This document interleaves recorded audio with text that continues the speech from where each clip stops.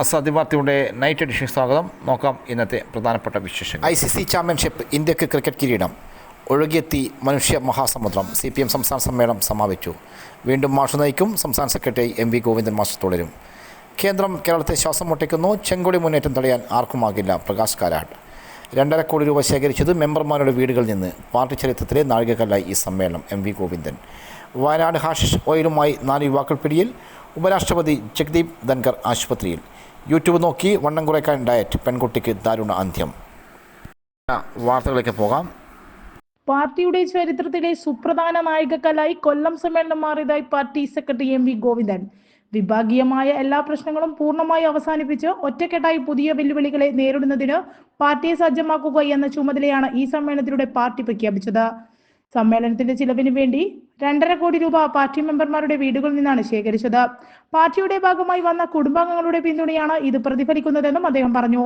പുതിയ കാലഘട്ടത്തിലെ വെല്ലുവിളികളെയും പിന്തിരിപ്പന്മാരുടെയും ഒരു മുന്നണി ഇടതുപക്ഷ ജനാധിപത്യ മുന്നണിക്ക് പാർട്ടിക്കും എതിരായി രൂപപ്പെട്ടു വരികയാണ്. ഭൂരിപക്ഷ വർഗീയതയും ന്യൂനപക്ഷ വർഗീയതയുമെല്ലാം അതിൽ ചേർന്ന് അവയുടെയെല്ലാം പൊതു ശത്രു CPM എന്നാണ് പ്രഖ്യാപിച്ച് നടക്കുന്ന പ്രചരണ കോലാഹലമായി ആകെ നേരിടേണ്ടതുണ്ട്. ജനങ്ങളുടെ പിന്തുണയോടെ 2ാം ഘട്ടം അധികാരത്തിലേറിയതുപോലെ 2026 മെയിൽ നടക്കാൻ പോകുന്ന അസംബ്ലി തെരഞ്ഞെടുപ്പിന്റെ ഭാഗമായും അതിനു മുൻപ് നടക്കുന്ന തദ്ദേശ തെരഞ്ഞെടുപ്പിന്റെ ഭാഗമായും മുന്നേറ്റം സൃഷ്ടിക്കാനാവണം. എല്ലാ പ്രതികൂല സാഹചര്യങ്ങളെയും അഭിമുഖീകരിച്ചു മുന്നോട്ട് പോകാനാവണം. അതിനു സാധിക്കുന്ന സംഘടനാ രീതിയിലുള്ള കരുത്ത് നേടിയെടുക്കാൻ കഴിയും. കേന്ദ്ര സർക്കാർ സംസ്ഥാന സർക്കാരിനെതിരായും ജനങ്ങൾക്കെതിരായും പ്രഖ്യാപിച്ച സാമ്പത്തിക പ്രതിരോധ യുദ്ധവും നമുക്ക് നേരിടാൻ പറ്റണം. അതിന് കേരളത്തിന്റെ കഴിവിനെ പരമാവധി ഉപയോഗിക്കണം. MV ഗോവിന്ദൻ പറഞ്ഞു. രാഷ്ട്രീയ സാഹചര്യത്തിൽ ശക്തമായ ഇടപെടൽ നടത്തിയ പാർട്ടിയാണ് കേരളത്തിലെ CPM എന്ന് polit bureau coordinator Prakash Karat. ഇന്ത്യയിലെ CPMനെ സംബന്ധിച്ച് ഏറ്റവും വലുതും ശക്തവുമായ പാർട്ടിയാണ് കേരളത്തിലെന്നും ഹിന്ദുത്വങ്ങളുടെ കടന്നാക്രമണത്തെ പ്രതിരോധിക്കുന്നതിൽ കേരളത്തിലെ CPMഉം LDFും നേതൃത്വപരമായ പങ്കുവഹിക്കുന്നുണ്ടെന്നും അദ്ദേഹം പറഞ്ഞു. കൊല്ലത്ത് സമ്മേളനം സമാപന യോഗത്തിൽ സംസാരിക്കുകയായിരുന്നു അദ്ദേഹം. ക്ഷേമ പ്രവർത്തനങ്ങൾക്കൊപ്പം ബദൽ വികസന പ്രവർത്തനങ്ങളുമാണ് 1ാം പിണറായി സർക്കാർ നടപ്പാക്കിയത്. അതുകൊണ്ട് തന്നെ 2ാം തവണ അധികാരത്തിലെത്തിയപ്പോൾ ഈ സർക്കാരിനെ സാമ്പത്തികമായി ശ്വാസം മുട്ടിക്കുകയാണ് കേന്ദ്ര സർക്കാർ ചെയ്യുന്നത്. ജനങ്ങൾക്ക് നൽകിയ ഉറപ്പും പ്രഖ്യാപിച്ചിട്ടുള്ള പദ്ധതികളും നടപ്പാക്കാനിരിക്കുന്നതാണിത്. രാഷ്ട്രീയ താൽപ്പര്യത്തിന് അനുസരിച്ച് ഒരു കേന്ദ്ര സർക്കാർ സംസ്ഥാനത്തെ ജനങ്ങളോട് ഇത്തരത്തിൽ പെരുമാറുന്നതിന് മുൻ ഉദാഹരണങ്ങൾ ചരിത്രത്തിൽ പോലും കാണാൻ കഴിയില്ലെന്നും കാരാട്ട് പറഞ്ഞു. കേരളത്തിൻ്റെ താൽപ്പര്യങ്ങൾക്കെതിരായി നിലപാട് സ്വീകരിക്കുന്നതിൻ്റെ ഏറ്റവും ഒടുവിലത്തെ ഉദാഹരണമാണ് വയനാട് ദുരന്ത നിവാരണത്തിന് ആവശ്യമായി പണം നൽകില്ലെന്നുള്ള ധിക്കാരപരമായ സമീപനം. BJP സർക്കാർ കേരളത്തോട് കാണിക്കുന്ന ഈ വിവേചനത്തിനെതിരെ ശക്തമായ പ്രതിരോധം തീർക്കേണ്ടതുണ്ടെന്നും അദ്ദേഹം പറഞ്ഞു. കേന്ദ്രത്തിൽ നിന്ന് ഇത്തരം പ്രതിസന്ധികൾ നേരിടുന്ന ഘട്ടത്തിൽ കേരളത്തിലെ പ്രതിപക്ഷമായ കോൺഗ്രസും UDFും എന്ത് സമീപനമാണ് സ്വീകരിക്കുന്നതെന്നും പ്രകാശ് കാരാട്ട് ചോദിച്ചു. CPM സംസ്ഥാന സമ്മേളനത്തിന് സമാപനം കുറിച്ചുകൊണ്ടുള്ള റാലിയിലും പൊതുസമ്മേളനത്തിലും പങ്കെടുക്കാൻ ഇരമ്പിയെത്തിയത് ജനമുന്നേറ്റത്തിൻ്റെ പൊതുചരിത്രമായി. കിഴക്കൻ മലയോരത്തു നിന്ന് എത്തിയ തോട്ടം തൊഴിലാളികൾ മുതൽ തീരത്തിൻ്റെ സ്വന്തം സേനയായ മത്സ്യത്തൊഴിലാളികൾ വരെ ജീവിതത്തിൻ്റെ സമസ്ത മേഖലയിലുമുള്ള പതിനായിരങ്ങളാണ് സമ്മേളനത്തിൻ്റെ സമാപന പരിപാടിക്കെത്തിയത്. കേരളത്തിൻ്റെ കണ്ണും കാതും കൊല്ലത്തായിരുന്നു. ഭാവി കേരളത്തിന് കൂടുതൽ വെളിച്ചമേകാൻ പുതിയ നിർദ്ദേശങ്ങളും തീരുമാനങ്ങളും എടുത്ത് തൊഴിലാളി വർഗ വിപ്ലവ പ്രസ്ഥാനത്തിൻ്റെ പുതിയ അമരക്കാരെ തിരഞ്ഞെടുത്താണ് പ്രതിസമ്മേളനം സമാപിച്ചത്. കേരളം ചെങ്കൊടിത്തണലിൽ ഭദ്രമാണെന്നും ക്ഷേമവും വികസനവും തുടരുമെന്നുള്ള പ്രഖ്യാപനവും ആവേശം വളർത്തി. പ്രതിസമ്മേളനം സമാപിക്കും മുമ്പേ ജനങ്ങൾ നഗരം കൈയടക്കിയിരുന്നു. മഞ്ചേശ്വരം മുതൽ പാറശാല വരെയുള്ളവരും അതിർത്തിക്കപ്പുറം മംഗളൂരിൽ നിന്നും കന്യാകുമാരിയിൽ നിന്നുള്ളവരും കൊല്ലത്തെത്തി. രാവിലെ മുതൽ നഗരം ചുറ്റി കൊല്ലം ജില്ലയിൽ നിന്നുള്ള പ്രവർത്തകരെ കേന്ദ്രീകരിച്ചായിരുന്നു റാലിയും പൊതുസമ്മേളനവും. നഗരപരിസരത്തുള്ളവ പ്രകടനമായാണ് വന്നത്. QSC ജംഗ്ഷൻ, ഹൈസ്കൂൾ ജംഗ്ഷൻ എന്നിവ കേന്ദ്രീകരിച്ചായിരുന്നു റെഡ് വളണ്ടർ പരേഡും പ്രകടനവും തുടങ്ങിയത്. ജില്ലാ വളണ്ടർ ക്യാപ്റ്റന്മാരായ S ഷബീറും റിയ സുരേഷും നയിച്ച 4 ലക്ഷം പേരുടെ ചുവപ്പുസേന മാർച്ച് നഗരത്തിന് ആവേശം പകർന്നു. റാലിയുടെ മുൻനിരയിൽ നേതാക്കളും സമ്മേളന പ്രതിനിധികളും തൊട്ടുപിറകിലായി 24ാം പാർട്ടി കോൺഗ്രസിൻ്റെ സന്ദേശമേകെ കൂറ്റൻ ചെങ്കൊടികളേന്തി 24 വനിതകൾ. അതിനു പിന്നിലായാണ് ആബാലവൃതം അണിനിരന്ന് ആശ്രമം മൈതാനത്ത് പൊതുസമ്മേളനം ആരംഭിച്ചപ്പോഴും പ്രകടനത്തിൻ്റെ പകുതിക്ക് പോലും മൈതാനത്തേക്ക് എത്താൻ കഴിഞ്ഞിരുന്നില്ല. News desk Azadi media.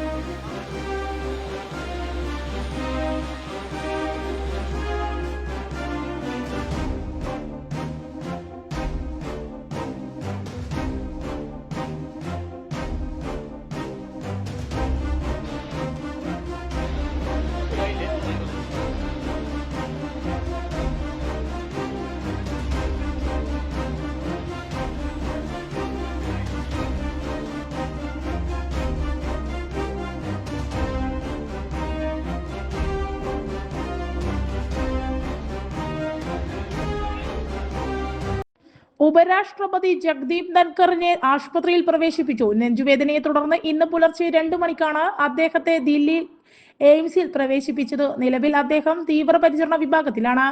അദ്ദേഹത്തിന്റെ ആരോഗ്യനിലയിൽ ആശങ്കപ്പെടാനുള്ള സാഹചര്യമില്ലെന്നാണ് വിവരം. വയനാട് കഞ്ചാവും ഹാഷിഷ് ഓയിലുമായി 4 യുവാക്കൾ പിടിയിൽ. ബത്തേരിയിലാണ് സംഭവം. ബാംഗ്ലൂർ സ്വദേശികളായ മഹാലക്ഷ്മിപുരം AN തരുൺ 29, കോക്സ് ടൗൺ ഡാനിഷ് ഹോമിയാർ 30, സദാനന്ദ നഗർ നൈനാൻ എബ്രഹാം 30, കോഴിക്കോട് സ്വദേശി മുല്ലപ്പള്ളി സനാതനം വീട്ടിൽ നിഷാന്ത് നന്ദഗോപാൽ എന്നിവരാണ് പിടിയിലായത്. ജില്ലാ പോലീസ് മേധാവിയുടെ ലഹരി വിരുദ്ധ സ്ക്വാഡും ബത്തേരി പോലീസുമാണ് പ്രതികളെ പിടികൂടിയത്. മുത്തങ്ങ തകരപ്പാടി പോലീസ് ചെക്ക് പോസ്റ്റിന് സമീപം നടത്തിയ പരിശോധനയിലാണ് ഇവർ വലയിലാകുന്നത്. ഗുണ്ടൽപേട്ട് ഭാഗത്തു നിന്നും ബത്തേരി ഭാഗത്തേക്ക് ഓടിച്ചു വരികയായിരുന്ന കാറിൽ നിന്നുമാണ് 7.25 കഞ്ചാവും 17 ഗ്രാം തൂക്കം വരുന്ന ഹാഷിഷ് ഓയിലും പിടിച്ചെടുക്കുന്നത്. കാട്ടുപന്നി ആക്രമണം. മൊകേരി പഞ്ചായത്തിൽ ടാസ്ക് ഫോഴ്സ് പ്രവർത്തനം തുടങ്ങി. മൊകേരി പഞ്ചായത്തിലെ വള്ളിയായിൽ കാട്ടുപന്നി ആക്രമണത്തിൽ കർഷകൻ AK ശ്രീധരൻ മരിച്ചതിൻ്റെ പശ്ചാത്തലത്തിൽ വന്യജീവി വകുപ്പ് മന്ത്രി AK ശശീന്ദ്രൻ്റെ നിർദ്ദേശപ്രകാരം ടാസ്ക് ഫോഴ്സ് രൂപീകരിച്ച് പ്രവർത്തനം തുടങ്ങി. ശ്രീധരൻ മരിച്ച പ്രദേശത്ത് ഞായറാഴ്ച രാവിലെ മുതൽ KP മോഹൻ MLAയുടെ നേതൃത്വത്തിലുള്ള ടാസ്ക് ഫോഴ്സ് കാട്ടുപന്നികൾക്കായി തെരച്ചിൽ നടത്തി. അംഗീകൃത ഷൂട്ടർമാരുടെ സഹായത്തോടെയാണ് തെരച്ചിൽ നടത്തിയത്. കഴിഞ്ഞ ദിവസം മൊകേരിയിൽ ചേർന്ന ഉന്നതതല യോഗത്തിലാണ് മന്ത്രി ടാസ്ക് ഫോഴ്സ് രൂപീകരിക്കാൻ നിർദ്ദേശം നൽകിയത്. ഫോറസ്റ്റ് ഡിവിഷന് കീഴിലുള്ള 2 എംപാനൽ ഷൂട്ടർമാരായ ജോബി സെബാസ്റ്റ്യൻ, CK വിനോദ് എന്നിവരുടെ സേവനം ഉപയോഗപ്പെടുത്തിയാണ് തെരച്ചിൽ നടത്തിയത്. KP Mohan MLA, Mokeri panchayat president P Valsan, vice president M Rajashree, panchayat standing committee chairman VP Rafeeq, forest range officer Sudheer Naroth, deputy range K Jijil, കർഷകർ എന്നിവരും തെരച്ചിൽ നേതൃത്വം നൽകി. വരും ദിവസങ്ങളിലും പരിശോധന തുടരുമെന്നും ടാസ്ക് ഫോഴ്സിൻ്റെ നിർദ്ദേശങ്ങളോട് കർഷകർ സഹകരിക്കണമെന്നും MLA പറഞ്ഞു. കപ്പടിച്ച് ഇന്ത്യ 3ാം ICC ചാമ്പ്യൻ ട്രോഫി കിരീടം. 2020 ലോകകപ്പ് പോലെ തന്നെ ഒരു കളിയും തോൽക്കാതെ ഒടുക്കം കലാശപ്പോരും കടന്ന് ഇന്ത്യ ഒരു വട്ടം കൂടി ചാമ്പ്യൻസ് ട്രോഫി കിരീടം ചൂടിയിരിക്കുന്നു.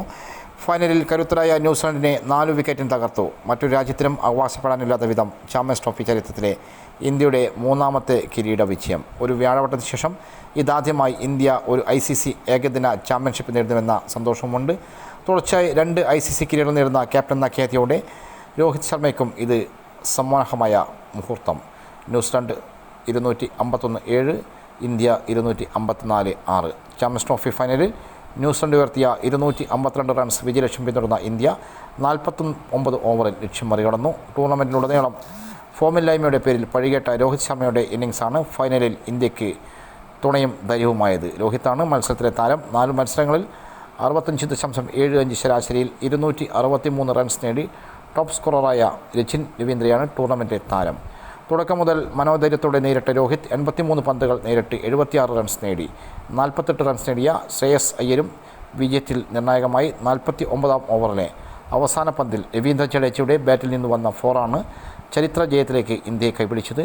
KL രാഹുലും 34, ജഡേജയും 9 ജയിക്കുമ്പോൾ ക്രീസിൽ ഉണ്ടായിരുന്നത്. News desk Azadi media. വണ്ണം കുറയ്ക്കാൻ യൂട്യൂബ് നോക്കി ഭക്ഷണം നിയന്ത്രിച്ച 18-കാരിക്ക് ദാരുണാന്ത്യം. കണ്ണൂർ കൂത്തുപറമ്പ് വെരുമ്പായി സ്വദേശിനി ശ്രീനന്ദക്കാണ് ജീവൻ നഷ്ടമായത്. ഭക്ഷണം നിയന്ത്രിച്ചതിനെ തുടർന്ന് ഗുരുതര ആരോഗ്യ പ്രശ്നമാണ് നേരിടുകയും ശ്രീനന്ദയെ തലശ്ശേരി സഹകരണ ആശുപത്രിയിൽ പ്രവേശിക്കുമായിരുന്നു. ചികിത്സയിൽ ഇരിക്കെയാണ് ശ്രീനന്ദ മരിക്കുന്നത്. ഇന്നലെയാണ് മരണം സംഭവിച്ചത്. വണ്ണം കുറയ്ക്കാൻ വേണ്ടി ഭക്ഷണത്തിൻ്റെ അളവ് കുറച്ചിരുന്ന പെൺകുട്ടിയുടെ ആമാശയവും അന്നനാളവും അടക്കം ചുരുങ്ങി. ഇതോടെ കോഴിക്കോട് മെഡിക്കൽ കോളേജിൽ അടക്കം പെൺകുട്ടി ചികിത്സ തേടിയിരുന്നു. ഇതോടെ ഇന്നത്തെ ആസാദി വാർത്ത സമാപിക്കുന്നു. വീണ്ടും നാളെ കാണാം. നന്ദി, നമസ്കാരം.